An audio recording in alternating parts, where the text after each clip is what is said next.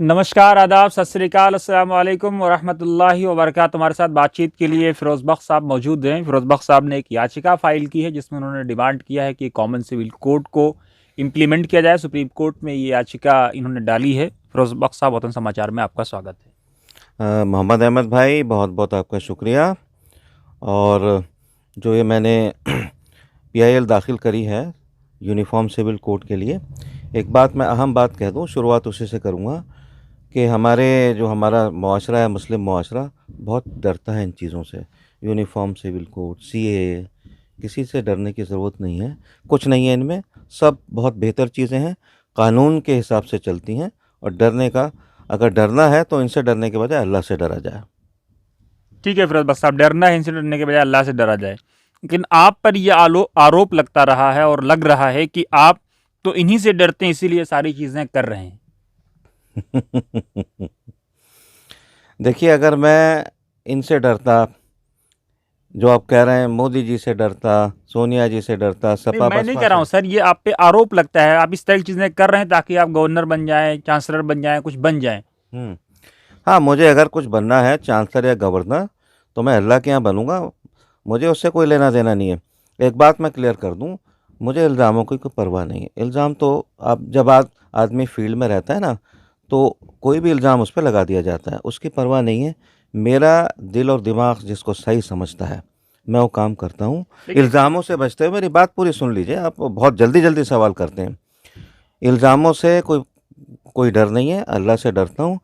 ठोक पीट के सही काम करता हूँ, कानून के दायरे में रह के काम करता हूँ, और किसी से डरने की कोई ज़रूरत नहीं है। लेकिन बस अब सवाल ये है कि जिस देश की संसद क्रिमिनल कोड कॉमन नहीं रख पाई, वो संसद सिविल कोड कैसे कॉमन रख सकती है? सिविल कोड की ज़रूरत काफ़ी अरसे से थी, और उसकी वजह यह है, देखिए, कि मान लीजिए जैसे खुदा न खास्ता आपके घर में चोरी हो जाए, तो आप दारुल क़ज़ा तो नहीं जाएंगे, आप जाएंगे थाने में। वो तो एक जो सीआरपीसी है, वो कोड है, कानून का कोड है, सरकार का कोड है। उसी तरह से मिसयूज़ किया जा रहा है।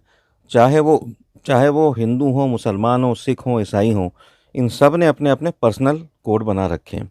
किसी को अगर एक से ज़्यादा शादियां करनी है, किसी को अपने जो अडॉप्टेड बच्चा है उसको उसका जायदाद का हक नहीं देना है, किसी बच्ची की शादी का मसला है, कहीं जायदाद का मसला है, और बहुत से मसाइल होते हैं।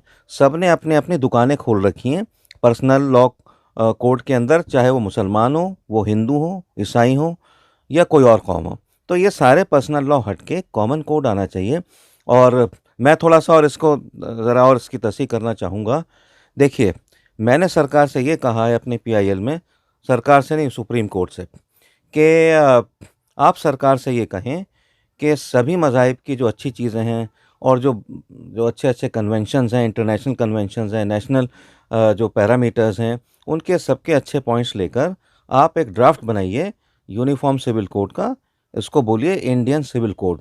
हर हर मुल्क में अपना सिविल कोड होता है। यूएसए में है, बरतानिया में है, मलेशिया में है, सऊदी अरब में है, हर मुल्क में है।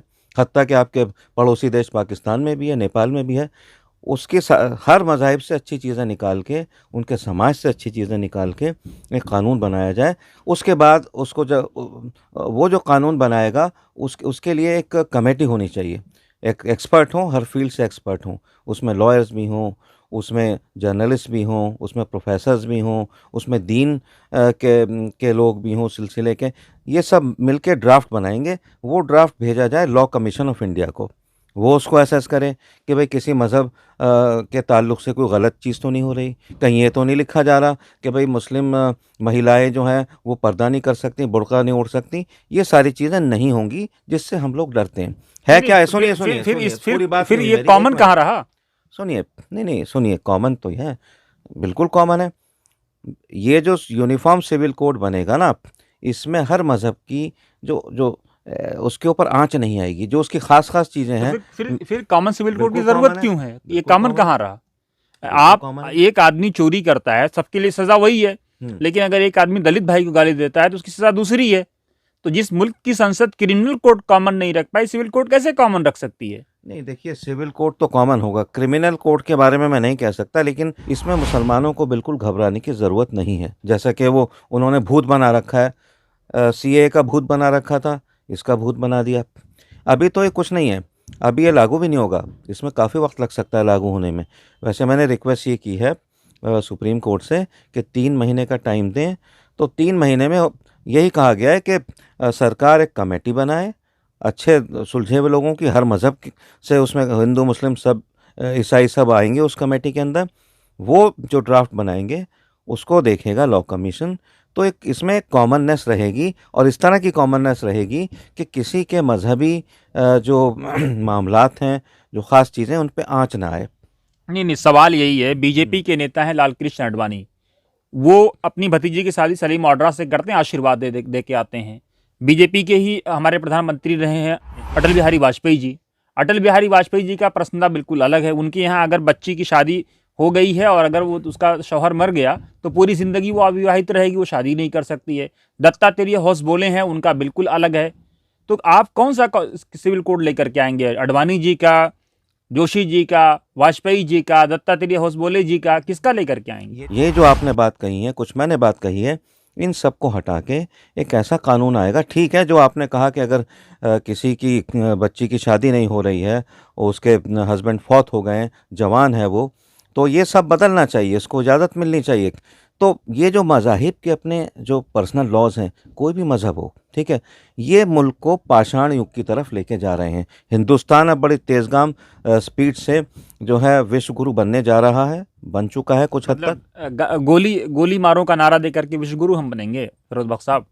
नहीं तो देखिए, और भी तो चीज़ें हैं। गोली मारो तो इसकी वकालत तो किसी ने नहीं की है। गोली मारो जो गलत है। वो लोग मंत्री तो बने हाँ, हुए हैं ना देखिए ऐसा है, मैं तो सरकार में भाई। नहीं हूँ। प्रधानमंत्री मोदी सुनिए। कहते हैं नफरत के खिलाफ 10 साल का मॉरिटोरियम होना चाहिए, हम्म और जो लोग दनादन गालियां दे रहे हैं हम्म।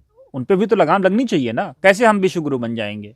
देखिए, विश्व गुरु बनने के रास्ते पे हैं, मुल्क बहुत बड़ा है, और कुछ चंद आप जो इंसिडेंट्स को ईयर मार्क करके, जो सेग्रीगेटेड इंसिडेंट्स हैं, वो गलत हैं। गोली मारो जिसने कहा, बिल्कुल गलत कहा।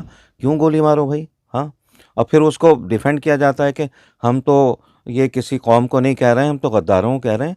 गद्दारों को भी जो है, जो कानून है, कानून के तहत जो है, जो भी होगा, अगर गोली मारनी है गद्दार को तो गोली मारी जाएगी। ये काम कानून, कपिल मिश्रा का ये काम नहीं है। कपिल मिश्रा की बड़ी थूथू हुई है खुद अपनी पार्टी में, जो उन्होंने कहा है, ठीक है। अब लेकिन अब पार्टी से निकाल दिए जाते तो लगता है ना कि प्रधानमंत्री मोदी जी का जो नफरत के खिलाफ मॉरिटोरियम का जो ऐलान था, जो नारा था लाल किले से, वो सही साबित हो रहा है। भाई, इसका मतलब ये लोग तो प्रधानमंत्री की भी नहीं सुनते। ऐसा है, ये सवाल आप मुझसे नहीं, ये सवाल आप प्रधानमंत्री जी से कहिए, उनसे पूछिए, या फिर बीजेपी से पूछिए। लेकिन जो उन्होंने गोली मारने की बात कही थी, वो बात ठीक नहीं थी। अगर मैंने इसका कहा है कि इसको इंडियन सिविल कोड कहा जाए, और उसमें किसी भी मज़हब की जो ख़ास ख़ास चीज़ें हैं, उन पर कोई आँच नहीं आने वाली है, ठीक है। लेकिन जो गलत चीज़ें हैं, ठीक है। इस्लाम में कौन सी गलत चीजें हैं वो बताइए आप जरा। आप तो मुसलमान हैं, इस्लाम की कौन सी गलत चीजें हैं? इस्लाम की कोई चीज़ गलत नहीं है, लेकिन जिस तरीक़े से इस्लाम को कुछ लोगों के ज़रिए, कुछ मुसलमानों के ज़रिए पेश किया जाता है, मिसाल के तौर पे जैसे मुस्लिम पर्सनल लॉ बोर्ड की बात कर लीजिए। अभी एक केस आया था, इस्लाम के अंदर अडॉप्शन अलाउड नहीं है, ठीक है, नहीं है तो नहीं है, कोई बात नहीं। लेकिन एक बच्चे को किसी ने अडॉप्ट किया तो उसका हिस्सा बनता था प्रॉपर्टी में, वो उसको हिस्सा दिया नहीं गया।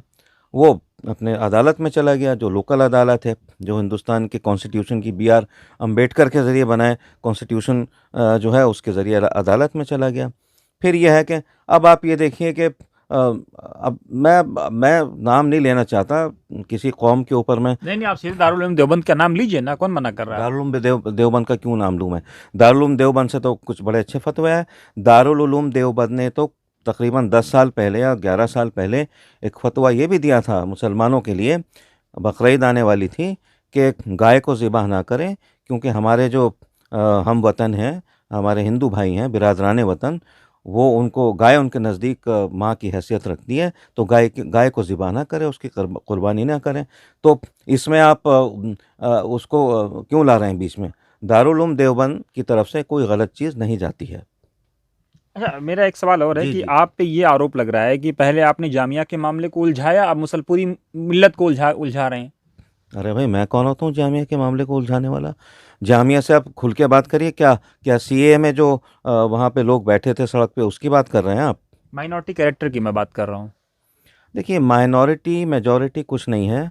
और हमारे तो जो क्या आप चाहते हैं कि आइन बदल दिया जाए, अगर माइनॉरिटी मेजॉरिटी कोई चीज़ नहीं है तो ये कानून बदल दिया जाए, संविधान बाबा साहब का? देखिए मैं बताऊं आपको, जो लोग माइनॉरिटी मेजॉरिटी की बात करते हैं ना, वो सियासी दुकानें चमकाने की अपनी बात करते हैं, सियासी रोटियां सेकते हैं।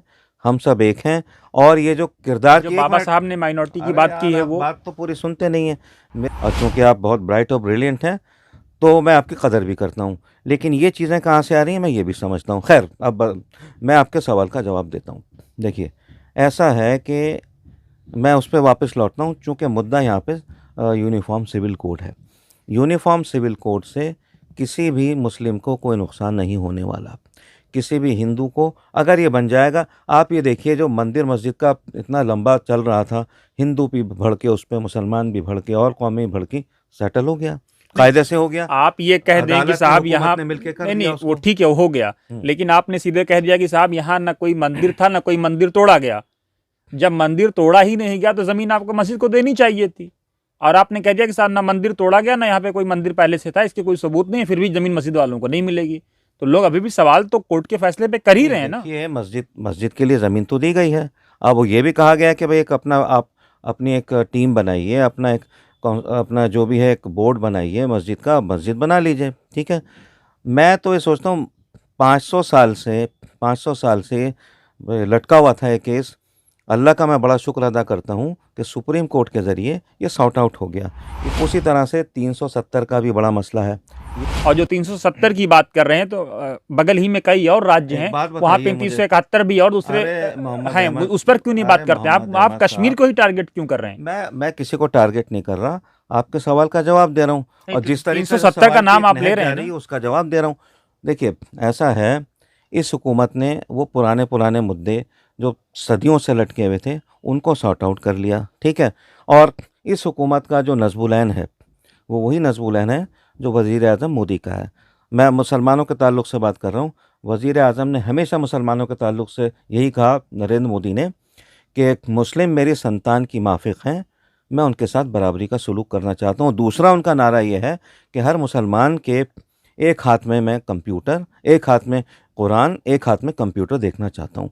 तो यही रवैया है, और इसी रवैये से ये सरकार पिछले 7 साल से चल रही है, और अगर आगे चलेगी तब भी यही रवैया रहेगा। और नहीं आप नहीं, ये आप कह रहे हैं कि प्रधानमंत्री, अच्छी बात है, प्रधानमंत्री लाल किले से भी ये बात कही। जी, जी। खुद पीएम हाउस में 7 आरसीआर में उन्होंने ये बात की, जब 7 आरसीआर उस वक्त नाम हुँ, था, हुँ। कि साहब कुरान को पढ़िए और एजुकेशन और सारी चीज़ें। इन्होंने ये भी कहा कि हिकमत मोमिन का गुमशुदा खजाना है, उसको जहाँ से मिले उसको हासिल करना चाहिए। सारी बातें पीएम ने कही। ये लेकिन बात उन्होंने शायद उसमें भी कही थी, एक ये जो किताब का विमोचन जो था, किताब का भी विमोचन हुआ था उसमें भी कही लेकिन थी। लेकिन प्रधानमंत्री ही की अलीगढ़ कैबिनेट, मुस्लिम यूनिवर्सिटी के जब उन्होंने 100 साल के ऊपर तकरीर की थी, उसमें ये कहते रहते हैं। और लेकिन प्रधानमंत्री की कैबिनेट में कुछ ऐसे भी लोग हैं जो लोग लिंचिंग करते हैं, लिंचिंग के दोषी पाए जाते हैं, या उन पे इल्जाम होता है, या मुजरिम बनते हैं या मुलजिम बनते हैं, जो भी हो, उनको जा करके माल्यार्पण करते हैं। प्रधानमंत्री के मंत्रालय में ऐसे भी लोग हैं जो सीधे सीधे कहते हैं कि मारो गोली। तो आप आप उसको कैसे आप जस्टिफाई कर सकते आप हैं? ये मैं इस सवाल भाई का जवाब इतना सशक्त मैं इस सवाल प्रधानमंत्री। का जवाब दे चुका हूँ मोहम्मद अहमद साहब।